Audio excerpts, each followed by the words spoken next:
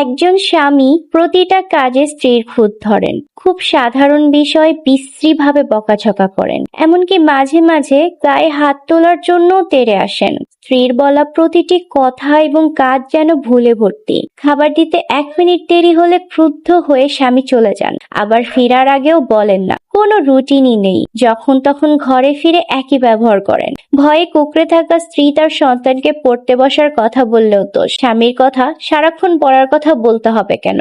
আবার পড়ার কথা না বললেও দোষ। ঘরে থেকে বাচ্চাকে কেন পড়াতে পারবে না? এত কিসের কাজ? বাচ্চা দুষ্টুমি করলেও স্ত্রীর দোষ, আবার চুপচাপ থাকলেও দোষ, শাসন করলেও দোষ।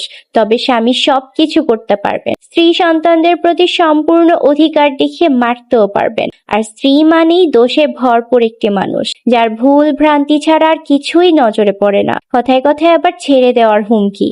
সহ্য সীমা পার করে একদিন স্ত্রী স্বেচ্ছায় বিচ্ছেদ চাইলেন, কিন্তু স্বামী ছাড়তে নারাজ। কপাল কুঁচকে বলেন, সন্তানদের কি হবে? এ কেমন মাঝে সন্তানদের ভবিষ্যৎ নষ্ট করতে চায়। কোমলমতি স্ত্রী এই বিষাক্ততা পুনরায় সহ্য করতে লাগলেন, কিন্তু স্বামীর পরিবর্তন হলো না। তিনি ছাড়বেনও না, ধরবেনও না, আবার ভালো ব্যবহারও করবেন না। সারাক্ষণ রাগ, ক্ষোভ, বিরক্তি এবং হিংস্র আচরণ করেও চান স্ত্রী তার সাথে থাকুক।